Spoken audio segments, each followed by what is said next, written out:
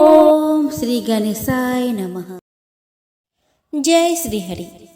दोस्तों, आज चैत्र मास के कृष्ण पक्ष की पाप मोचनी एकादशी है। यह दिन भगवान विष्णु को समर्पित है। आज के दिन जो भी व्यक्ति व्रत रखकर भगवान विष्णु की पूजा अर्चना और साथ ही एकादशी व्रत कथा का श्रवण पूरी श्रद्धा एवं प्रसन्नचित्त मन से करता है, उसकी भगवान विष्णु की कृपा प्राप्त होती है। उनके अनेक पाप नष्ट हो जाते हैं और अंत में मोक्ष की प्राप्ति होती है। तो दोस्तों, हम आज के वीडियो में कुछ ऐसे ही कथा लेकर आए हैं जिन कथाओं के श्रवण के बिना आपका व्रत अधूरा है। तो चलिए दोस्तों, लक्ष्मी नारायण के चरणों का ध्यान करते हुए हम आज के वीडियो का शुरुआत करें। तो प्रेम से बोलिए लक्ष्मी नारायण की जय, बोलिए राधे कृष्ण की जय, बोलिए तुलसी मैया की जय। तो दोस्तों, एक बार अर्जुन ने भगवान श्री कृष्ण से कहा कि हे मधुसूदन, आपने फाल्गुन मास के शुक्ल पक्ष की एकादशी अर्थात आम्ल की एकादशी के बारे में विस्तार पूर्वक बतलाया। चैत्र माह के कृष्ण पक्ष में आने वाली एकादशी का क्या नाम है तथा उसकी विधि क्या है, कृपया करके आप मेरी बढ़ती हुई जिज्ञासा को शांत करें। भगवान श्री कृष्ण ने कहा कि हे अर्जुन, चैत्र मास के कृष्ण पक्ष की एकादशी को पाप मोचनी एकादशी के नाम से जाना जाता है। एक बार की बात है, पृथ्वीपति राजा बंधाता ने लोमस ऋषि से यही प्रश्न किया था जो तुमने मुझसे किया है। अतः जो कुछ भी ऋषि लोमस ने राजा मंधाता को बतलाया वही मैं तुमसे कह रहा हूँ। राजा मंधाता ने धर्म के गुहत्तम रहस्यों के ज्ञाता महर्षि लोमस से पूछा कि हे ऋषि श्रेष्ठ, मनुष्य के पापों का मोचन किस प्रकार संभव है? कृपया कर कोई ऐसा सरल उपाय बताए जिससे सभी को सहज ही पापों से छुटकारा मिल जाए। महर्षि लोमस ने कहा कि हे नृपति, चैत्र मास के कृष्ण पक्ष की एकादशी का नाम पाप मोचनी एकादशी है। इसके व्रत के प्रभाव से मनुष्य के अनेक पाप नष्ट हो जाते हैं। मैं तुम्हें इस व्रत की कथा सुनाता हूँ, ध्यान पूर्वक सुनो। प्राचीन काल में चित्ररथ नामक एक वन था। उसमें अप्सराएं किन्नरों के साथ विहार करती थी। वहाँ सदैव बसंत का मौसम रहता था, अर्थात उस जगह सदा नाना प्रकार के पुष्प खिले रहते थे। कभी गंधर्व कन्याएं विहार किया करती थी, कभी देवेंद्र अन्य देवताओं के साथ क्रीड़ा किया करते थे। उसी वन में मेधावी नाम के एक ऋषि भी तपस्या में लीन रहते थे। वे शिव भक्त थे। एक दिन मंजू घोषा नामक एक अप्सरा ने उनको मोहित कर उनके निकटता का लाभ उठाने की चेष्टा की। इसीलिए वह कुछ दूरी पर बैठकर बीणा बजाकर मधुर स्वर में गाने लगी। उसी समय शिव भक्त महर्षि मेधावी को कामदेव भी जीतने का प्रयास करने लगे। कामदेव ने उस सुंदर अप्सरा के भ्रू का धनुष बनाया, कटाक्ष को उसकी प्रत्यंचा बनाई और उसके नेत्रों को मंजू घोषा अप्सरा का सेनापति बनाया। इस तरह कामदेव अपने शत्रु भक्त को जीतने को तैयार हुआ। उस समय महर्षि मेधावी भी युवा अवस्था में थे और काफी हष्ट पुष्ट थे। उन्होंने यज्ञोपवीत और दंड धारण कर रखा था। वे दूसरे कामदेव के समान प्रतीत हो रहे थे। उस मुनि को देखकर कामदेव के वश में हुई मंजू घोषा ने धीरे धीरे मधुर वाणी से बीणा पर गायन शुरू किया। तो महर्षि मेधावी भी मंजू घोषा के मधुर गाने पर तथा उसके सौंदर्य पर मोहित हो गए। तब वह अप्सरा मेधावी मुनि को कामदेव से पीड़ित जानकर उनसे आलिंगन करने लगी। महर्षि मेधावी उसके सौंदर्य पर मोहित होकर शिव रहस्य को भूल गए और काम के वशीभूत होकर उसके साथ रमन करने लगे। काम के वशीभूत होने के कारण मुनि को उस समय दिन रात का कुछ भी ज्ञान न रहा और काफी समय तक वे रमन करते रहे। तदुपरांत मंजू घोषा उस मुनि से बोली कि हे ऋषिवर, अब मुझे बहुत समय हो गया है, अतः स्वर्ग जाने की आज्ञा दीजिए। अप्सरा की बात सुनकर ऋषि ने कहा कि हे मोहिनी, संध्या को तो आई हो, प्रातः काल होने पर चली जाना। ऋषि के ऐसे वचनों को सुनकर अप्सरा उनके साथ रमन करने लगी। इसी प्रकार दोनों ने साथ साथ बहुत समय बिताए। मंजू घोषा ने एक दिन ऋषि से कहा कि हे विप्र, अब आप मुझे स्वर्ग जाने की आज्ञा दीजिए। मुनि ने इस बार भी वही कहा कि हे रूपसी, अभी ज्यादा समय व्यतीत नहीं हुआ है, कुछ समय और ठहरो। मुनि की बात सुनकर अप्सरा ने कहा कि हे ऋषिवर, आपकी रात तो बहुत लंबी है। आप स्वयं ही सोचिए कि मुझे आपके पास आए कितना समय हो गया। अब और ज्यादा समय तक ठहरना क्या उचित है? अप्सरा की बात सुन मुनि को समय का बोध हुआ और वह गंभीरता पूर्वक विचार करने लगे। तब उन्हें समय का ज्ञान हुआ कि उन्हें रमन करते 57 वर्ष व्यतीत हो चुके हैं। तो उस अप्सरा को वह काल का रूप समझने लगे। इतना ज्यादा समय भोग विलास में व्यर्थ चला जाने पर उन्हें बड़ा क्रोध आया। अब वह भयंकर क्रोध में जलते हुए उस तप नाश करने वाली अप्सरा की तरफ भ्रिकुटी तान कर देखने लगे। क्रोध से उनके अधर कांपने लगी और इंद्रियां बेकाबू होने लगी। क्रोध से थरथराते स्वर में मुनि ने उस अप्सरा से कहा कि मेरे तप को नष्ट करने वाली दुष्टा, तू महापापी और बहुत ही दुराचारिणी है। तुझ पर धिक्कार है। अब तू मेरे श्राप से पिशाचिनी बन जा। मुनि के क्रोध युक्त श्राप से वह अप्सरा पिशाचिनी बन गई। यह देख वह व्यथित होकर बोली कि हे ऋषिवर, अब मुझ पर क्रोध त्याग कर प्रसन्न हुई और कृपया करके बताइए कि इस श्राप का निवारण किस प्रकार होगा। विद्वानों ने कहा है कि साधुओं की संगत अच्छा फल देने वाली होती है और आपके साथ तो मेरे बहुत वर्ष व्यतीत हुए हैं। अतः अब आप मुझ पर प्रसन्न हो जाइए, अन्यथा लोग कहेंगे कि एक पुण्य आत्मा के साथ रहने पर मंजू घोषा को पिशाचिनी बनना पड़ा। मंजू घोषा की बात सुनकर मुनि को अपने क्रोध पर अत्यंत ग्लानि हुई, साथ ही अपने अपकीर्ति का भय भी हुआ। अतः पिशाचिनी बनी मंजू घोषा से मुनि ने कहा कि तूने मेरा बड़ा बुरा किया है, किंतु फिर भी मैं तुझे इस श्राप से मुक्ति का उपाय बतलाता हूँ। चैत्र मास के कृष्ण पक्ष की जो एकादशी है उसका नाम पाप मोचनी है। उस एकादशी का उपवास करने से तेरी पिशाचिनी की देह से मुक्ति हो जाएगी। ऐसा कहकर मुनि ने उसको व्रत का सब विधान समझा दिया। फिर अपने पापों का प्रायश्चित करने के लिए वे अपने पिता चैवन ऋषि के पास गए। चैवन ऋषि ने अपने पुत्र मेधावी को देखकर कहा कि हे पुत्र, ऐसा क्या किया है तूने कि तेरे सभी तप नष्ट हो गए, जिससे तुम्हारा समस्त तेज मलिन हो गया है। मेधावी मुनि ने लज्जा से अपना सिर झुकाकर कहा कि पिताश्री, मैंने एक अप्सरा से रमन करके बहुत बड़ा पाप किया है। इसी पाप के कारण संभवतः मेरा सारा तेज और मेरे तप नष्ट हो गए हैं।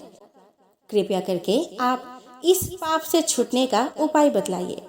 ऋषि ने कहा कि हे पुत्र, तुम चैत्र मास के कृष्ण पक्ष की पाप मोचनी एकादशी का विधि और भक्ति पूर्वक उपवास करो।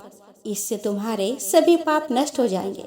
अपने पिता चैवन ऋषि के वचनों को सुनकर मेधावी मुनि ने पाप मोचनी एकादशी का विधि पूर्वक व्रत किया। उसके प्रभाव से उनके सभी पाप नष्ट हो गए। मंजू घोषा अप्सरा भी पाप मोचनी एकादशी का उपवास करने से पिशाचिनी की देह से छूट गई और पुनः अपना सुंदर रूप धारण कर स्वर्गलोक चले गई। लोमस मुनि ने कहा कि हे राजन, इस पाप मोचनी एकादशी के प्रभाव से समस्त पाप नष्ट हो जाते हैं। इस एकादशी के कथा के श्रवण व पठन से 1000 गोदान करने का फल प्राप्त होता है।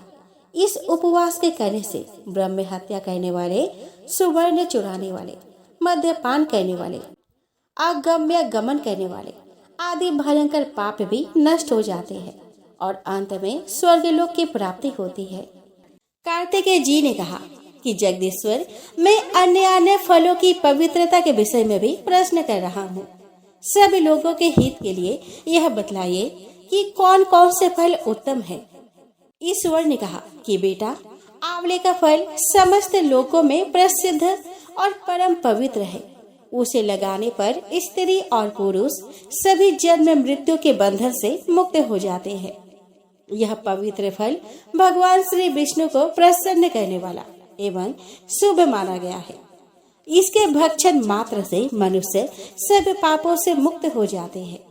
आंवला खाने से आयु बढ़ती है, उसका जल पीने से धर्म संचय होता है और उसके द्वारा स्नान करने से दरिद्रता दूर होती है तथा सभी प्रकार के ऐश्वर्य प्राप्त होते हैं। कार्तिकेय जिस घर में आंवला सदा मौजूद रहता है वहाँ दैत्य और राक्षस नहीं जाते। एकादशी के दिन यदि एक ही आंवला मिल जाए तो उसके सामने गंगा, गया, काशी और पुष्कर आदि तीर्थ कोई विशेष महत्व नहीं रखते। जो दोनों पक्षों की एकादशी को आंवले से स्नान करता है उसके सभी पाप नष्ट हो जाते हैं और वह श्री विष्णु लोक में सम्मानित होता है। सदानंद जो आंवले के रस से सदा अपने केस साफ करता है वह पुनः माता के स्तन का दूध नहीं पीता। आंवले का दर्शन, स्पर्श और उसके नाम का उच्चारण करने से संतुष्ट होकर वरदायक भगवान श्री विष्णु अनुकूल हो जाते हैं। जहाँ आंवले का फल मौजूद होता है वहाँ भगवान श्री विष्णु सदा विराजमान रहते हैं तथा उस घर में ब्रह्मा एवं सुस्थिर लक्ष्मी का भी वास होता है। इसलिए अपने घर में आंवला अवश्य रखना चाहिए। जो आंवले का बना मुरब्बा एवं बहुमूल्य नैवेद्य अर्पण करता है उसके ऊपर भगवान श्री विष्णु बहुत संतुष्ट होते हैं। उतना संतोष उनके सैकड़ों यज्ञ करने पर भी नहीं हो सकता। स्कंद योगी, मुनियों और ज्ञानियों को जो गति प्राप्त होती है वही आंवले का सेवन करने से मनुष्य को भी मिलती है। तीर्थों में वास एवं तीर्थ यात्रा करने से तथा नाना प्रकार के व्रतों से मनुष्य को जो गति प्राप्त होती है वही आंवले के फल का सेवन करने से मिल जाती है। तात प्रत्येक रविवार तथा विशेषतः सप्तमी तिथि को आंवले का फल दूर से ही त्याग देना चाहिए। संक्रांति के दिन शुक्रवार को तथा षष्ठी, प्रतिपदा, नवमी और अमावस्या को आंवले का दूर से ही परित्याग करना चाहिए। जिस मृतक के मुख, नाक, कान अथवा बालों में आंवले का फल हो वह विष्णु लोक को जाता है। आंवले के संपर्क मात्र से मृत व्यक्ति भगवत धाम को प्राप्त होता है। जो धार्मिक मनुष्य शरीर में आंवले का रस लगाकर स्नान करता है उसे पद पद पर अश्वमेध यज्ञ का फल प्राप्त होता है। उसके दर्शन मात्र से जितने भी पापी जंतु हैं वे भाग जाते हैं तथा कठोर एवं दुष्ट ग्रह पलायन कर जाते हैं। स्कंद पूर्व काल की बात है। एक चांडाल शिकार खेलने के लिए वन में गया। वहाँ अनेकों मृगों और पक्षियों को मारकर जब वह भूख के प्यास से अत्यंत पीड़ित हो गया तब सामने ही उसे एक आंवले का वृक्ष दिखाई दिया। उसमें खूब मोटे मोटे फल लगे थे। चांडाल सहसा वृक्ष के ऊपर चढ़ गया और उसके उत्तम उत्तम फल खाने लगा। प्रारब्धवश वह वृक्ष के शिखर से पृथ्वी पर गिर पड़ा और वेदना से व्यथित होकर इस लोक से चल बसा। तदंतर संपूर्ण प्रेत, राक्षस, भूतगण और यमराज के सेवक बड़ी प्रसन्नता के साथ वहाँ पे आए किंतु उसे ले ना जा सके।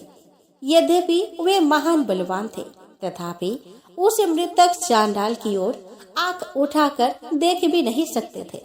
जब कोई भी उसे पकड़कर ले जा ना सका तब वे अपनी असमर्थता देख मुनियों के पास जाकर बोले कि हे ज्ञानी महर्षियों, चांडाल तो बड़ा पापी था, फिर क्या कारण है कि हम लोग तथा यह यमराज के सेवक उसकी ओर देख भी नहीं सके।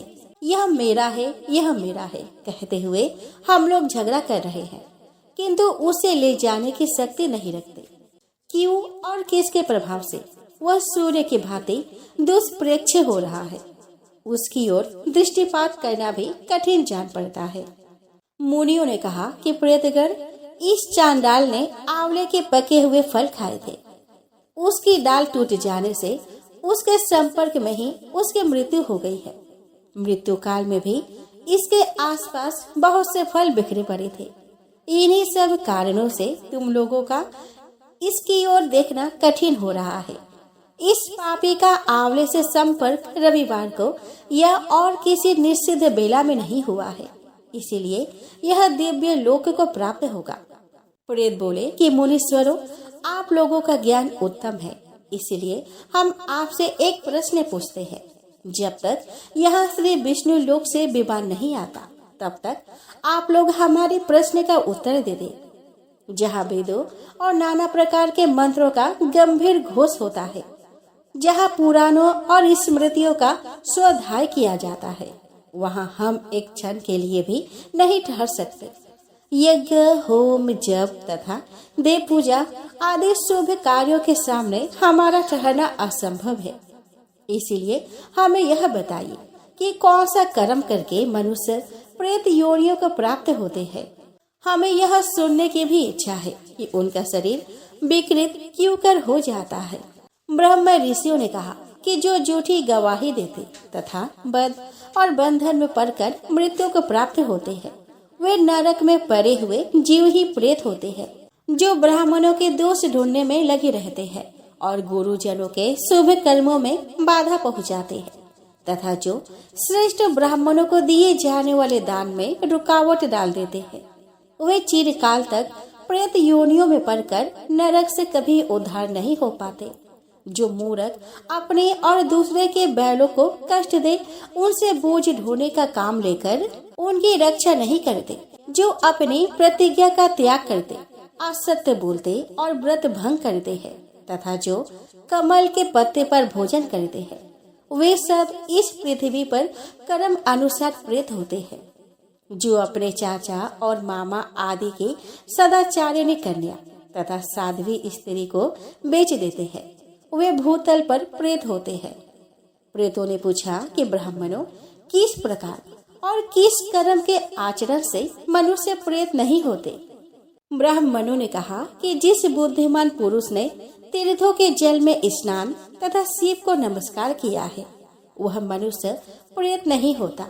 जो एकादशी अथवा द्वादशी को उपवास करके विशेषतः भगवान श्री विष्णु का पूजन करते हैं तथा जो वेदों के अक्षर, सुख, स्तोत्र और मंत्र आदि के द्वारा देवताओं के पूजन में संलग्न रहते हैं, उन्हें भी प्रेत नहीं होना पड़ता।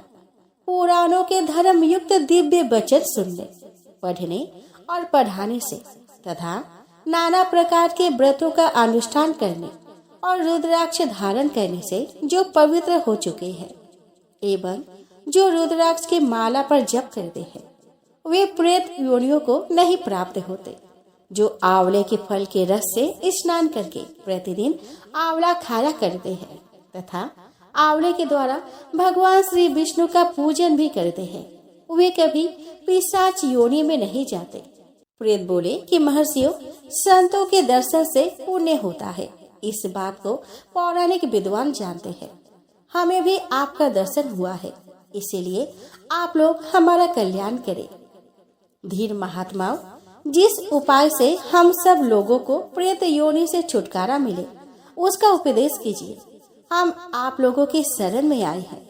ब्राह्मण बोले कि हमारे वचन से तुम लोग आंवले का भक्षण कर सकते हो, वह तुम्हारे लिए कल्याणकारक होगा।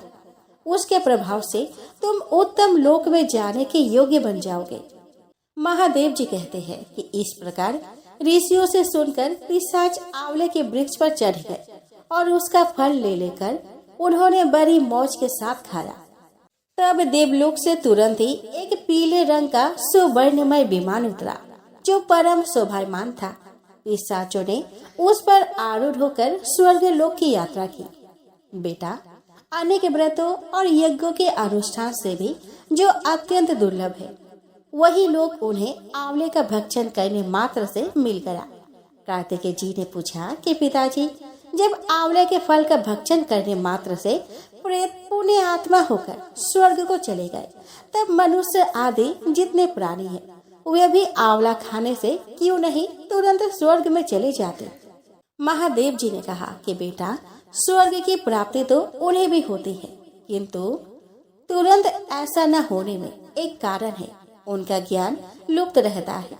वे अपने हित और अहित की बात नहीं जानते, इसीलिए आंवले के महत्व में उनकी श्रद्धा नहीं होती। जिस घर के मालकिन सहज ही काबू में न आने वाली, पवित्रता और संयम से रहित, गुरुजनों द्वारा निकाली हुई तथा दुराचारिणी होती है, वहाँ प्रेत रहा करते हैं। जो कुल और जाति से नीच, बल और उत्साह से रहित, बहरे, दुर्बल और दीन है, वे कर्म जनित पिशाच है। जो माता पिता, गुरु और देवताओं की निंदा करते हैं, पाखंडी और वाम मार्गी है, जो गले में फांसी लगाकर, पानी में डूबकर, तलवार या छुरा भोंककर अथवा जहर खाकर आत्मघात कर लेते हैं। वे प्रेत होने के पश्चात इस लोक में चांडाल आदि योनियों के भीतर जन्म ग्रहण करते हैं।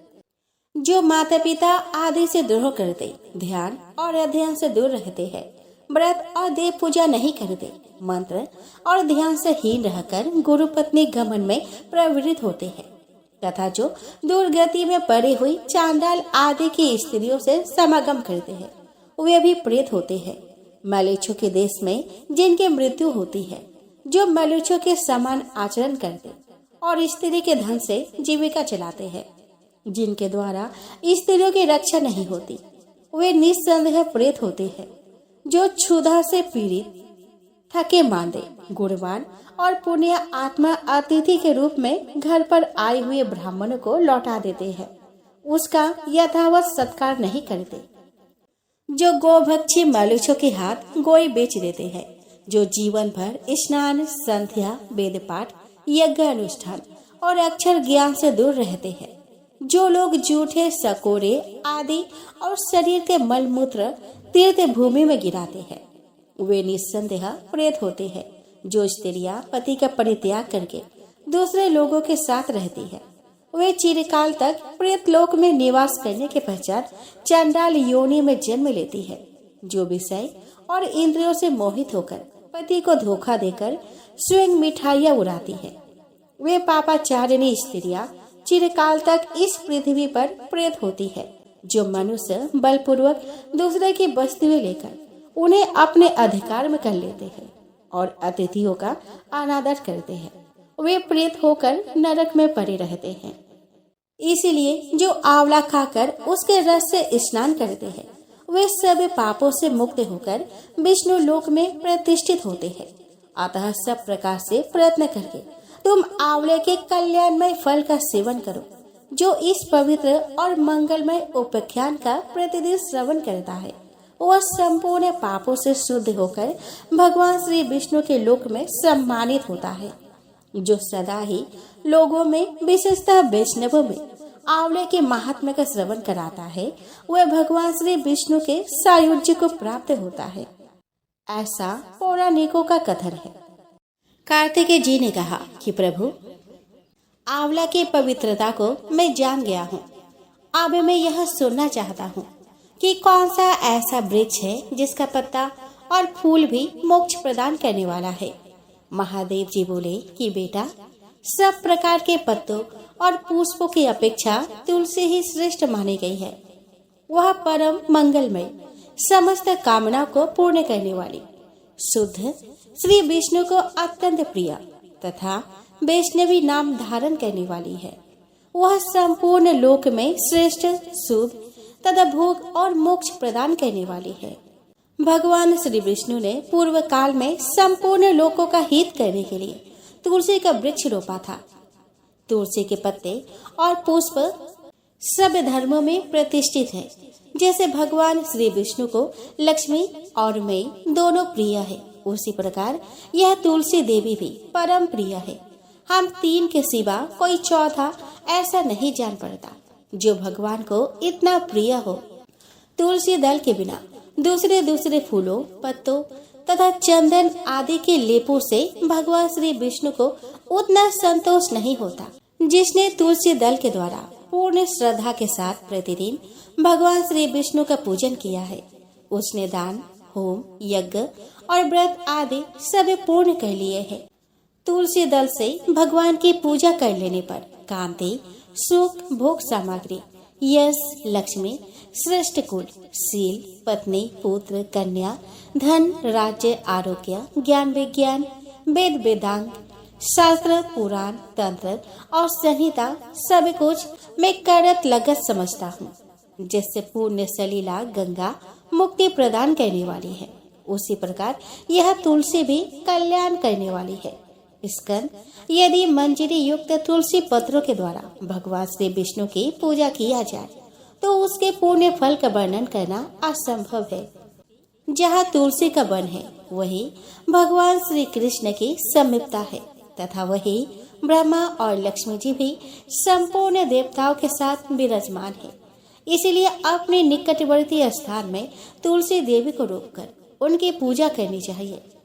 तुलसी के निकट जो स्तोत्र मंत्र आदि का जप किया जाता है वह सब अनंत गुना फल देने वाला होता है। प्रेत, पिशाच, कुष्मांड, ब्रह्म, राक्षस, भूत और दैत्य आदि सब तुलसी के वृक्ष से दूर भागते हैं। ब्रह्म हत्या आदि पाप तथा पाप और खोटे विचार से उत्पन्न होने वाले रोग, यह सब तुलसी वृक्ष के समीप नष्ट हो जाते हैं। जिसने श्री भगवान की पूजा के लिए पृथ्वी पर तुलसी का बगीचा लगा रखा है, उसने उत्तम दक्षिणाओं से युक्त 100 यज्ञों का विधिवत अनुष्ठान पूर्ण कर लिया है। जो श्री भगवान की प्रतिमाओं और सालग्राम शिलाओं पर चढ़े हुए तुलसी दल को प्रसाद के रूप में ग्रहण करता है, वह श्री विष्णु के सायुज्य को प्राप्त होता है। जो श्री हरि की पूजा करके उन्हें निवेदन किए हुए तुलसी दल को अपने मस्तक पर धारण करता है, वह पाप से शुद्ध होकर स्वर्ग लोक को प्राप्त होता है। कली युग में तुलसी का पूजन, कीर्तन, ध्यान, रोपण और धारण करने से वह पाप को जलाती और स्वर्ग एवं मोक्ष प्रदान करती है। जो तुलसी के पूजन आदि का दूसरों को उपदेश देता और स्वयं भी आचरण करता है, वह भगवान श्री लक्ष्मीपति के परम धाम को प्राप्त होता है। जो वस्तु भगवान श्री विष्णु को प्रिय जान पड़ती है, वह मुझे भी अत्यंत प्रिय है। श्राद्ध और यज्ञ आदि कार्यों में तुलसी का एक पत्ता भी महान पुण्य प्रदान करने वाला है। जिसने तुलसी की सेवा की है, उसने गुरु, ब्राह्मण, देवता और तीर्थ सबका भली भांति सेवन कर लिया है। इसीलिए सदानंद, तुम तुलसी का सेवन करो। जो शिखा में तुलसी स्थापित करके प्राणों का परित्याग करता है, वह पाप राशि से मुक्त हो जाता है। राजसूय आदि यज्ञ, भांति भांति के व्रत तथा संयम के द्वारा धीर पुरुष जिस गति को प्राप्त करता है, वही उसे तुलसी की सेवा से मिल जाती है। तुलसी के एक पत्र से श्री हरि की पूजा करके मनुष्य वैष्णव तत्व को प्राप्त होता है। उसके लिए अन्य अन्य शास्त्रों के विस्तार की क्या आवश्यकता है। जिसने तुलसी की शाखा तथा कोमल पत्तियों से भगवान श्री विष्णु की पूजा की है, वह कभी माता का दूध नहीं पीता, उसका पुनर्जन्म नहीं होता। कोमल तुलसी दलों के द्वारा प्रतिदिन श्री हरि की पूजा करके मनुष्य अपने सैकड़ों और हजारों पीढ़ियों को पवित्र कर सकता है। तात, यह मैंने तुमसे तुलसी के प्रधान प्रधान गुण बतलाए हैं। संपूर्ण गुणों का वर्णन तो बहुत अधिक समय लगाने पर भी नहीं हो सकता। ये उपाख्यान पुण्य राशि का संचय करने वाला है।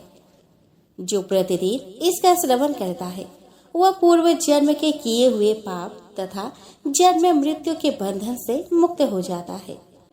बेटा, इस अध्याय के पाठ करने वाले पुरुष को कभी रोग नहीं सताते, अज्ञान उसके निकट नहीं आता, उसकी सदा विजय होती है। ब्राह्मणों ने कहा कि गुरुदेव, हमने आपके मुख से तुलसी के पत्र और पुष्प का शुभ महात्म्य सुना, जो भगवान श्री विष्णु को बहुत ही प्रिय है। अब हम लोग तुलसी के पुण्यमय स्त्रोत का श्रवण करना चाहते हैं।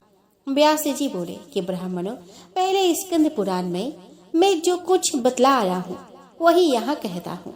सतानंद मुनि के शिष्य कठोर व्रत का पालन करने वाले थे।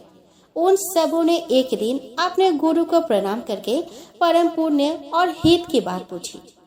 शिष्यों ने कहा कि नाथ, ब्रह्मवेत्ताओं में श्रेष्ठ आपने पूर्व काल में ब्रह्मा जी के मुख से तुलसी जी के जिस स्तोत्र का श्रवण किया था, उसको हम आपसे सुनना चाहते हैं। सतानंद जी बोले कि शिष्यगण, तुलसी का नामोच्चारण करने पर असुरों का दर्प दलन करने वाले भगवान श्री विष्णु प्रसन्न होते हैं। मनुष्य के पाप नष्ट हो जाते हैं तथा उसे अक्षय पुण्य की प्राप्ति होती है। जिसके दर्शन मात्र से करोड़ों गोदान का फल होता है, उस तुलसी का पूजन और बंधन लोग क्यों न करें। कली युग के संसार में वे मनुष्य धन्य हैं, जिनके घर में सालग्राम शिला का पूजन संपन्न करने के लिए प्रतिदिन तुलसी का वृक्ष भूतल पर लहलहाते रहते हैं। जो कलियुग में भगवान श्री केशव की पूजा के लिए पृथ्वी पर तुलसी का वृक्ष लगाते हैं, उन पर यदि यमराज अपने किंकरों सहित रुष्ट हो जाए तो भी वे उनका क्या कर सकते हैं। तुलसी अमृत से उत्पन्न हो और केशव को सदा ही प्रिय हो। कल्याणी, मैं भगवान की पूजा के लिए तुम्हारे पत्तों को चुनता हूँ। तुम मेरे लिए वरदायिनी बनो। तुम्हारे श्री अंगों से उत्पन्न होने वाले पत्रों और मंजरियों द्वारा मैं सदा ही जिस प्रकार श्री हरि का पूजन कर सकूं, वैसा उपाय करो। पवित्रांगी तुलसी, तुम काली मल का नाश करने वाली हो। इस भाव के मंत्रों से जो तुलसी दल को चुनकर उनसे भगवान वासुदेव का पूजन करता है, उसकी पूजा करोड़ों गुना फल देता है। देवीश्री, बड़े बड़े देवता भी तुम्हारे प्रभाव का गायन करते हैं। मुनि, सिद्ध, गंधर्व, पाताल निवासी, साक्षात नागराज शेष और संपूर्ण देवता भी तुम्हारे प्रभाव को नहीं जानते। केवल भगवान श्री विष्णु ही तुम्हारी महिमा को पूर्ण रूप से जानते हैं। जिस समय क्षीर समुद्र के मंथन का उद्योग प्रारंभ हुआ था, उस समय श्री विष्णु के आनंद अंश से तुम्हारा प्रादुर्भाव हुआ था। पूर्व काल में श्री हरि ने तुम्हें अपने मस्तक पर धारण किया था। देवी, उस समय श्री विष्णु के शरीर का संपर्क पाकर तुम परम पवित्र हो गई थी। तुलसी, मैं तुम्हें प्रणाम करता हूँ। तुम्हारे श्री अंग से उत्पन्न पत्रों द्वारा जिस प्रकार श्री हरि की पूजा कर सकूं, ऐसा कृपा करो जिससे मैं निर्विघ्नता पूर्वक परम गति को प्राप्त हूँ। साक्षात श्री कृष्ण ने तुम्हें गोमती तट पर लगाया और बढ़ाया था। वृंदावन में विचरते समय उन्होंने संपूर्ण जगत और गोपियों के हित के लिए तुलसी का सेवन किया। जगत प्रिया तुलसी पूर्व काल में वशिष्ठ जी के कथन अनुसार श्री रामचंद्र जी ने भी राक्षसों का वध करने के उद्देश्य से सरजू तट पर तुम्हें लगाया था। तुलसी देवी, मैं तुम्हें प्रणाम करता हूँ। श्री रामचंद्र जी से वियोग हो जाने पर अशोक वाटिका में रहते हुए जनक किशोरी सीता ने तुम्हारा ही ध्यान किया था, जिससे उन्हें पुनः अपने प्रियतमा का समागम प्राप्त हुआ। पूर्व काल में हिमालय पर्वत पर भगवान शंकर की प्राप्ति के लिए पार्वती देवी ने तुम्हें लगाया और अपनी अभीष्ट सिद्धि के लिए तुम्हारा सेवन किया था। तुलसी देवी, मैं तुम्हें नमस्कार करता हूँ। संपूर्ण देवंगनाओं और किन्नरों ने भी दुह स्वप्न का नाश करने के लिए नंदन वन में तुम्हारा सेवन किया था। देवी, तुम्हें मेरा नमस्कार है। धर्म आरण्य गया में साक्षात पितरों ने तुलसी का सेवन किया था। दंडका आरण्य में भगवान श्री रामचंद्र जी ने अपने हित साधन की इच्छा से परम पवित्र तुलसी का वृक्ष लगाया और लक्ष्मण और सीता ने भी बड़ी भक्ति के साथ उसे पोसा था। जिस प्रकार शास्त्रों में गंगा जी को त्रिभुवन व्यापिनी कहा गया है, उसी प्रकार तुलसी देवी भी संपूर्ण चराचर जगत में दृष्टि गोचर होती है। तुलसी का ग्रहण करके मनुष्य पातकों से मुक्त हो जाते हैं। और तो और मुनीश्वरों, तुलसी के सेवन से ब्रह्म हत्या भी दूर हो जाती है। तुलसी के पत्ते से टपकता हुआ जल जो अपने सिर पर धारण करता है, उसे गंगा स्नान और 10 गोदान का फल प्राप्त होता है। देवी, मुझ पर प्रसन्न हो। देवी श्री हरि प्रिय, मुझ पर प्रसन्न हो जाओ। क्षीर सागर के मंथन से प्रकट हुई तुलसी देवी, मैं तुम्हें प्रणाम करता हूँ। द्वादशी की रात्रि में जागरण करके जो इस तुलसी स्तोत्र का पाठ करता है, भगवान श्री विष्णु उसे 32 अपराध क्षमा करते हैं। बाल्यावस्था, कुमार अवस्था, जवानी और बुढ़ापे में जितने पाप किए जाते हैं, वे सब तुलसी स्तोत्र के पाठ से नष्ट हो जाते हैं। तुलसी के स्तोत्र से संतुष्ट होकर भगवान सुख और अभ्युदय प्रदान करते हैं। जिस घर में तुलसी का स्तोत्र लिखा हुआ विद्यमान रहता है, उसका कभी अशुभ नहीं होता। उसका सब कुछ मंगलमय होता है, किंचित भी अमंगल नहीं होता। उसके लिए सदा सुकाल रहता है। वह घर प्रचुर धन धान्य से भरा रहता है। तुलसी स्तोत्र का पाठ करने वाले मनुष्य के हृदय में भगवान श्री विष्णु के प्रति अविचल भक्ति होती है तथा उसका वैष्णवों से कभी वियोग नहीं होता। इतना ही नहीं, उसकी बुद्धि कभी अधर्म में नहीं प्रवृत्त होती। जो द्वादशी के रात्रि में जागरण करके तुलसी स्तोत्र का पाठ करता है, उसे करोड़ों तीर्थों के सेवन का फल प्राप्त होता है।